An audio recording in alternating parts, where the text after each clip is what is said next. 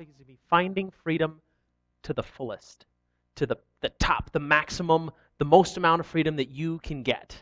That's what we're going to talk about today.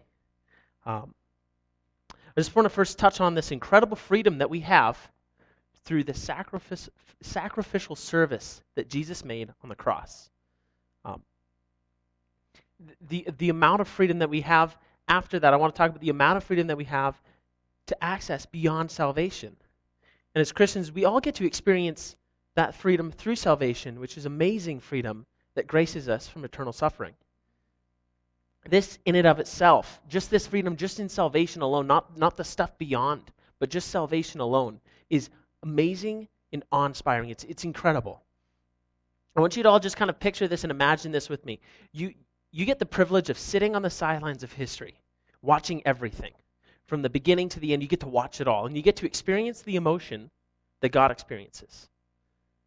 In the beginning, you get to watch God create man and the incredible joy and the satisfaction that he is experiencing. So proud of his creation. Like a father for his son or his daughter when they first say, "I love you, Daddy," or they first ride their bike, or they make that first painting to hang on the fridge. That amount of pride. And then you experience, and you see God experience that horrible sorrow and that painful heartache as his children betray him, and as there's the fall and inevitably the death of his creation, this horrible thing that happens.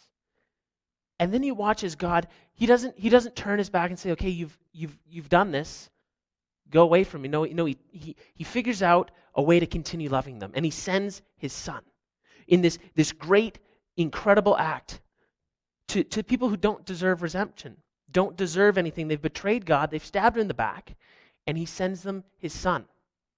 Already at this point, I'm just in awe at the amount of love, the amount of care and compassion that he has for us, and that incredible amount of love.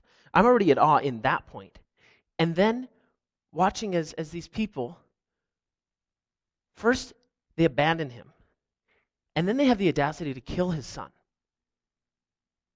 Like, it's crazy. And the amount of pain and heartache that he's got to be going through. These people have done wrong after wrong after wrong, and just hurting him and burning him. Yet he still loves us. Yet he still has the desire to see reconciliation with us. Between God and man, he has this desire to just be with us. He doesn't want anything more than that. He doesn't want anything less. He just wants to be with us. He just wants to love us. He didn't create us so that he could have an army of people to build him a palace or to do work for him. He just created us to love us. That's it. And if that's not the deepest, widest, most true definition of love, then I have no clue what is, because that is incredible, incredible love. Romans 8:21 says that the creation itself will be liberated from its bondage to decay and brought into the freedom and glory of the children of God. This is that freedom that we get through salvation. This is the freedom that is going to restore the world. It's going to bring everything back out of the bondage and decay and this darkness and horrible cancer that's on the world, that's eating and decaying everything, and it's going to bring it back to that life that once was there. This freedom comes at an incredible, crazy cost. It's not cheap, nor is it average or mediocre, and it's certainly not boring. But why do we treat it like it is? See, so often in the church, this freedom that we have, we take for granted sometimes. We often forget about this sacrificial act of love. To be able to say that someone actually died for you is crazy. Someone actually died for you to live. To be able to say that is crazy. Nobody really gets to say that. There's a few select amount of people on this earth that get to say, that person died so I can live. But everybody gets to say that. But we don't. It's crazy. If you look into blockbuster Hollywood big production movies, when somebody sacrifices their life for another, it's the big dramatic drawn out scene in the movie. The music is loud and it's very, very, very grand, and everything is filmed in slow motion, and it's this big ordeal. And then at that moment where there's the loss of life, where that sacrifice happens, everything stops. The action stops to respect the sacrifice, and there's this incredible feeling of loss and pain and yet hope. But how come when we talk about Jesus, who's the all-powerful God who created all that you see, his very majesty holds the universe, the atoms, the molecules, everything together. Without him, it all falls to pieces. How come it's suddenly no big deal? It's suddenly just, yeah, whatever, Jesus he gave his life for us, whatever. But yet when an average dad living in an average life, doing an average act of sacrifice for his average family, who are all entirely average in every single way, they're not special in any way, in a movie, it's the big scene, it's the big grand, it's the big thing when the average thing happens. But yet when Jesus happens, it's not you did it. You just did it for us. That's it. We kind of had it coming, Like it blows my mind that even myself I think that way. And that I don't every day think, wow, Jesus died for me. Wow, he gave his life for me so that I could live out today in freedom. And it's not respected. It's not treated properly. In culture today, this is the Christian culture that I see and that I witness, and I even sometimes am in, is we try to live as far away from this freedom as possible. We have this freedom, we hold on to it tightly, but we don't want the Christian stuff because that's a bunch of rules. And we don't want rules because rules are for boring people, and why would we want rules? And so what we do is we just hold on the freedom. We've got this safety net, and we go bungee jumping, spiritual bungee jumping. We tie the freedom around, tie the salvation around, and okay, guys, I'll be back Sunday. I'm going to go and just dip off the sin cliff here, and that's what the bungee jumping cord is for. I'll just bounce back on Sunday, and there we go. I got Jesus, and don't worry, I'm not going to get into that dangerous sin. I'm just going to do the fun stuff. I'm not going to go out ruining marriages. I'm not going to go killing people or stealing things. I'm just going to do the fun stuff. Don't worry about it. Don't sweat it. I got the salvation bungee cord. That's what I see. That's what I see so often. And it's heartbreaking. And it's even worse when I realize that I'm about to jump off of that edge and I'm standing there and I'm right there, and then I go and I think about it, and then I still jump. It's crazy. It's ludicrous to think about. And what happens to this salvation cord? I believe that each time you jump, it stretches. And it gets a little bit thinner and a little bit longer. And then a year, 5, 10, 20 years down the road, you're standing on that edge with a piece of yarn, a mile long, tied around your waist, ready to jump. I don't know, but in my right mind, I would not stand on the edge of a building or on the edge of a cliff with a piece of yarn for safety. But yet, in this culture, we do it every single day. It's crazy. And we dip in, or we dive in, or we just kind of test the waters with our foot in this kind of this sinful culture. And sometimes we even justify it. Well, my friends won't hang out with me if I don't do this thing. If I don't partake in this thing with them, they won't hang out with me. And then we play this card. And if they won't hang out with me, how am I going to witness to them? How am I going to be able to speak into their lives if I'm not hanging out with them, if I'm not with them? So technically, I really have to kind of do this thing. And we play this and we lie to ourselves. And worst of all, we lie to God. Like he doesn't know. And here's my thing that I question myself all the time. If you're going to witness to them, why haven't you done it? Why haven't you witnessed to them already? Why on earth are you waiting? And why are you putting their opportunity for salvation on the table just so you can indulge, or just so you can partake in something that's so frivolous, so light? It's incredibly selfish. It's crazy to think that I would do something like that, or that other people would do something like that. Galatians 5:13 says, "You, my brothers and sisters, were called to be free. But do not use your freedom to indulge the flesh. Rather serve one another humbly in love." This isn't a problem that we're just having today. This is a problem they were having back 25 years after Christ left. This is a problem that we have to face and we have to acknowledge. Peter 1 Peter 2:16 says, live as free people, but do not use your freedom as a cover-up for evil. Live as God's slaves. So, live as free people, but live as God's slaves. Because if we're living as free people and using our freedom to just cover up the bad things that we want to do, and to just be this bungee cord, this safety net that we can just jump in whenever we want and then climb back out and wipe all the sin off. No, we need to be living as God's slaves, entirely dedicated to that freedom, walking in it in the fullest, not just using it as a safety net, not just using it as something that we can trust. And it's all good. God paid for it on the cross, it's good. Don't worry about it. I'm not worrying about it. He's not worrying about it. I'll just do this and then I'll come back and say sorry later. It's not what it's for. So, how do we really learn how to strive and thrive in this freedom and live with a gratefulness to the fullest? How do we learn to get that? How do we get to that point where we're walking fully in freedom, entirely dedicated to God, not slipping and not compromising in any way? 1 Peter 2:2-3 says, like newborn babies crave spiritual milk, so that by it you may grow up in your salvation, now that you have tasted that the Lord is good. So getting beyond this freedom of salvation, at the beginning, that's where we start. We start with the first spot, that freedom of salvation. And then as we grow, and as we begin to learn and become older, we begin to get to the next step, and to the next step, and we begin to walk fully and confidently in this freedom. But you see so often that people don't make it past step one.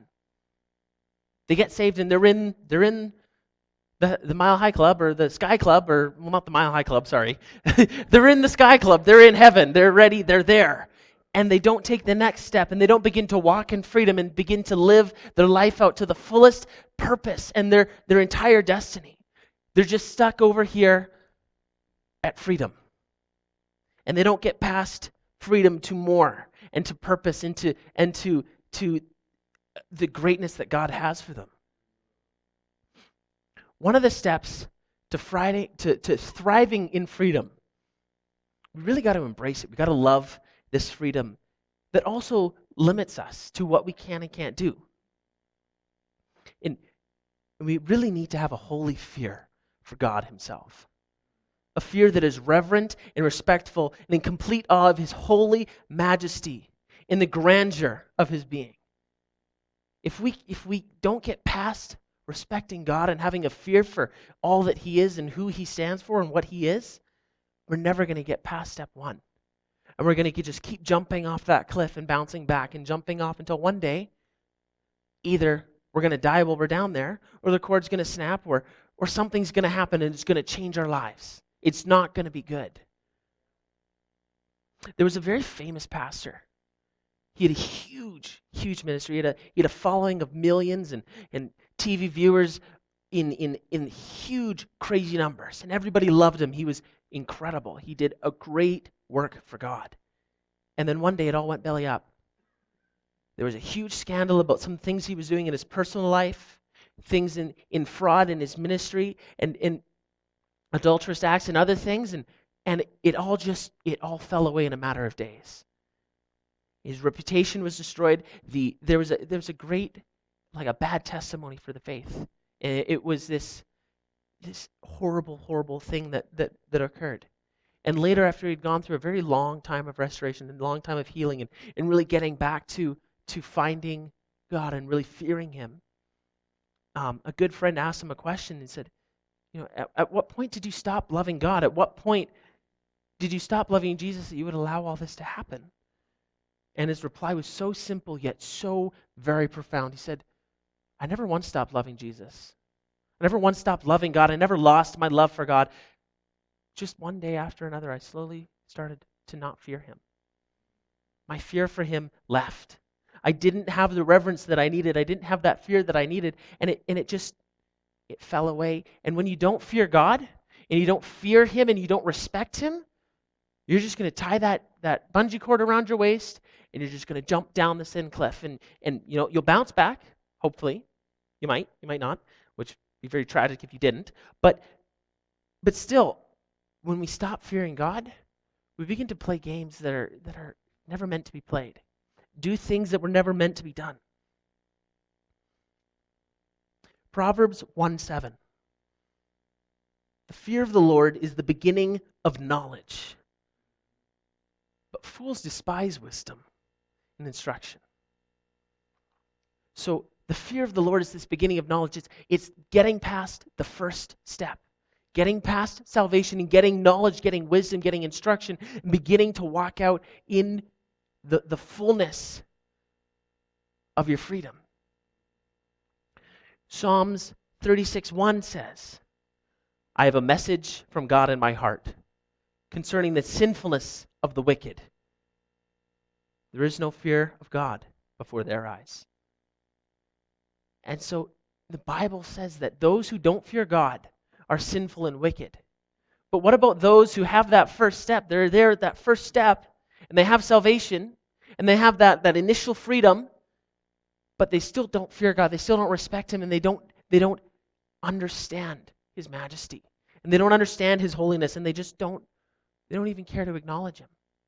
And it's just there, well, I'm safe. I'm safe from the bad place, and that's good. And now I'm just going to go live my life. They don't have that freedom. They don't have that fear of God. There's just incredible amounts of scripture in the Bible that talk about the fear of the Lord. 1 Chronicles 16:25. For great is the Lord and most worthy of praise. He is to be feared above all gods. Psalms 19:9. The fear of the Lord is pure, enduring forever. The decrees of the Lord are firm, and all of them are righteous. Proverbs 10:27. The fear of the Lord adds length to your life, but the years of the wicked are cut short. Proverbs 14:27. The fear of the Lord is a fountain of life, turning a person from the snares of death. And they go on and on and on and on and on. There's a huge amount of scripture that solely focuses on fearing God. If that's not a sign that we need to start fearing who He is, and we need to start realizing who He is and what He is capable of, and who He is and who He's supposed to be to us, and if we can't catch that hint, then I don't know if we can catch hints at all. I'm not good at catching hints, I'll tell you that. That's not a strong suit for me. I had a roommate back while I was in LA, and he'd throw hints, and I had no clue. No clue as to what he was hinting about or anything. I just went over my head. And one day he's like, Austin, I've been talking to you about this. I'm like, you have? Really? Hints? I don't catch hints. And so I think when the Bible is declaring something as loud as this about the freedom of God, I don't think it's a hint. I think it's a billboard. Just in front of our eyes, fear the Lord, for He is good. And if you don't fear Him, bad things are going to happen. Because not that He's going to do bad things to you, but you're going to start to do things that are going to open doors and allow things to come onto your life that weren't meant to be on your life. To love God is to fear Him. I want you to imagine every evening Jesus comes to your house. Every evening Jesus comes to your house and says, "Okay, Austin, we're going to sit down and we're going to watch a replay of your day. We're going to see what you did today." And every single evening that happens. How would you live your life if every single evening you knew that Jesus was coming to your house and He was going to sit down and watch every single thing you did? Man, I would be a poster child. Just my life would be wow. But that's what happens daily, and it's not an evening ritual or evening thing that Jesus sits down after a long day in heaven and watches what you did. He sees it constantly. It's not this recap. It's a live feed. And it's not like He can't see. It's not like He ignores or chooses not to watch what you're doing because it hurts Him. He sees it. He knows it. And so if Jesus were to just come and be with us and sit down with us and watch what we did during the day, and that would help us make better choices, then how come when He sees it, every single day, every single moment, every single second, it doesn't make a difference. It doesn't get into my head that Jesus is watching me at every single moment, and Jesus knows what I'm going to do and what I have done. And when we begin to realize this and we begin to respect the fact that he sees everything and that we can't hide anything from him and that he knows every single thought that we have, and we begin to know that constantly, our thoughts are going to change. We're going to be thinking about different things. We're going to be we might catch ourselves thinking about something that we're not supposed to think or doing something we're not supposed to do, and we'll go, "Whoa, how did I get here? Let's change courses and get back to where I need to be and get back onto this moving in the fullness of freedom." Another way that we can really begin to walk in freedom and have this fullest freedom possible is to build a strong relationship with God, Jesus, and Holy Spirit. To build a relationship that is intimate and is very, very close.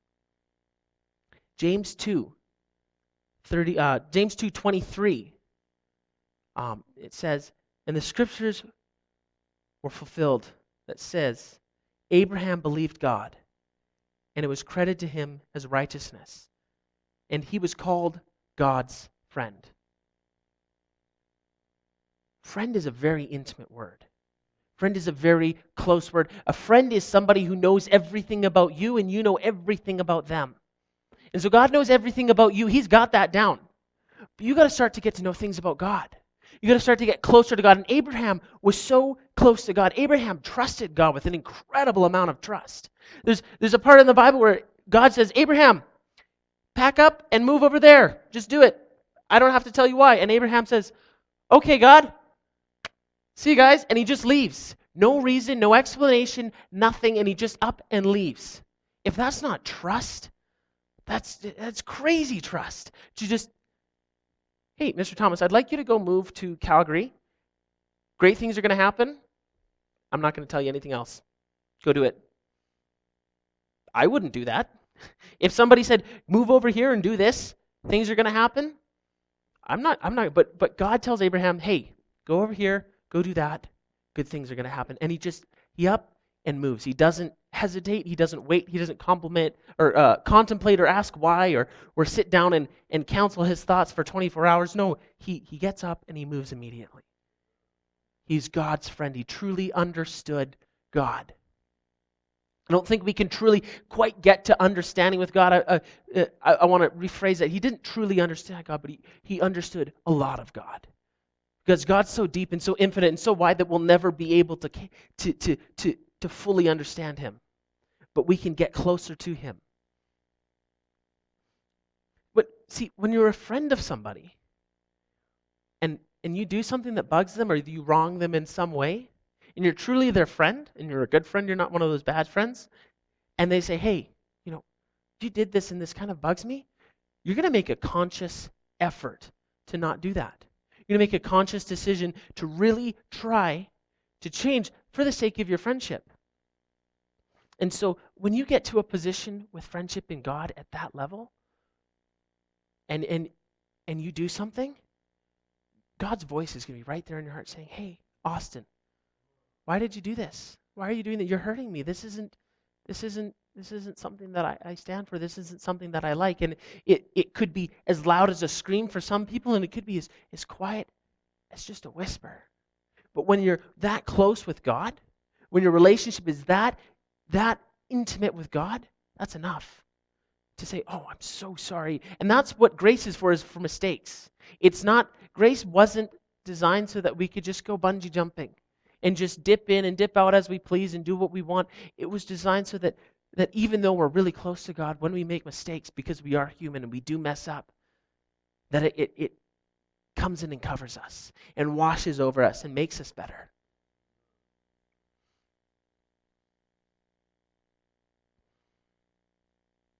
We can become more intimate with God in a few ways. One of them is studying his words, because it is the true life of it. It's God in itself. His Bible is his word is him. And when we study that, we begin to actually begin to study God himself. And another way that we can really begin to build intimacy is through prayer and just spending time with him. It doesn't have to be talking. You can just sit there in his presence and just spend time with him, and you can build intimacy. There's actually been studies done where they'll take two random strangers and they'll put them in a room and they'll sit them down for 10 minutes. They're not allowed to talk. They're not allowed to do anything but just look into the other person's eyes. And after that 10 minutes, they feel really close. They feel like they trust that person and they know a lot about that person without knowing anything at all. And so if we spend time like that with God, daily, 5 minutes, 10 minutes, on our drive to work or anything like that, and we just spend time with God like that, we're going to build an incredible intimacy. And it's something that takes work, it's something that takes discipline, and it's a really foreign concept to try and build intimacy with somebody that we can't see and that we can't really hear in the physical realm. And it's really different. But as you begin to dedicate time to that and begin to really build on that, it's something that really begins to build on itself. And you begin to hunger for that time. You begin to desire that time.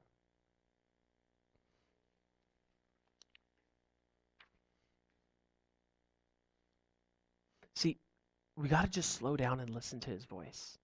We got to really stop the fast-paced life or whatever's going on. When you feel stressed out and tired and you're having a hard time, it could be a chance that you haven't spent time with God. I've got a friend, and he is very reliant on his time with God. He'll spend a lot of time with God, and he'll be really happy, and he'll be joyful, and things will be going great. And then if he misses a day or two with his devotion, he's all of a sudden tired. He's stressed out. Nothing seems to be going right for him, and he can't function without spending time with God. That's how reliant he is on his relationship with his Savior. That's how incredible he is. I've gone 3 months, 4 months without even praying sometimes. And I desire to be at that position where he is, where he can't go a day or two without being with God, or it affects him physically. That is intimacy with God. And the final way that I really want to touch on that we can really start to walk in freedom and receive the fullness through God is really serving others, sacrificing our desires for those of others. There's something that happens when we put down what we want and we stop doing what we want to do and we take time to actually go out and make a difference in somebody else's life. Not only are we walking in that freedom and we're walking in that purpose, because I don't care what anybody says, but everybody has a purpose to serve. It could be a little bit, it could be your entire purpose to serve, but everybody has a purpose to serve. And so when we walk in that service, we're really walking in our freedom. We're really walking in that, and we're building fullness. But not only are we doing that, we're opening an opportunity for somebody else to experience that fullness. We're opening an opportunity for somebody else to actually encounter God and get to that first step of salvation, or even begin to walk them through those steps and begin to get them to that point of fullness in their freedom. That point of intimacy with God and a relationship and something so much greater than just living life with a safety rope tied around you. Paul really got this picture. Paul got this picture and it changed him in a week. I'm not very good on my theology, so I don't remember how many days it took or what happened, but he was going one direction, flash of lights, and in a few days he was going the other direction.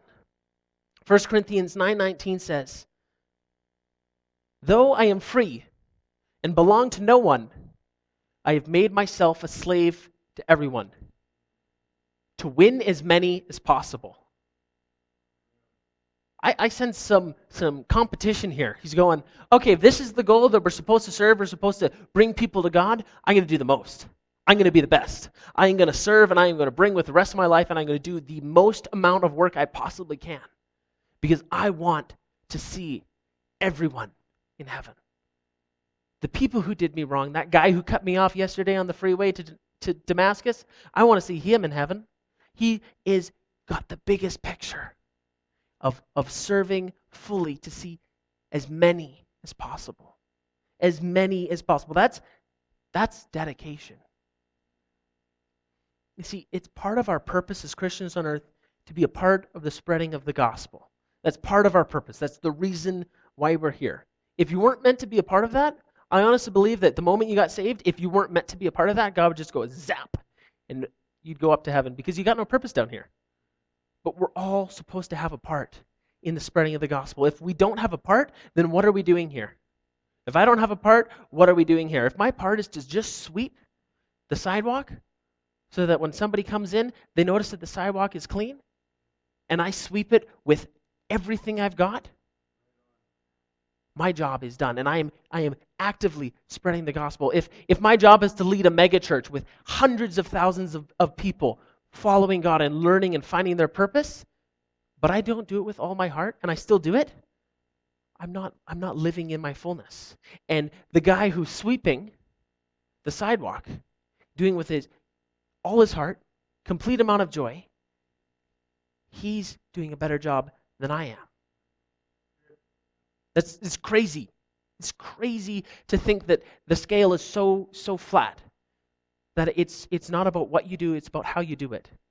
It's about the amount of effort that you put in, and the amount of your entire being that you put in. If you don't put everything in, and if you don't do what Paul did to win as many as possible, then you're not doing enough.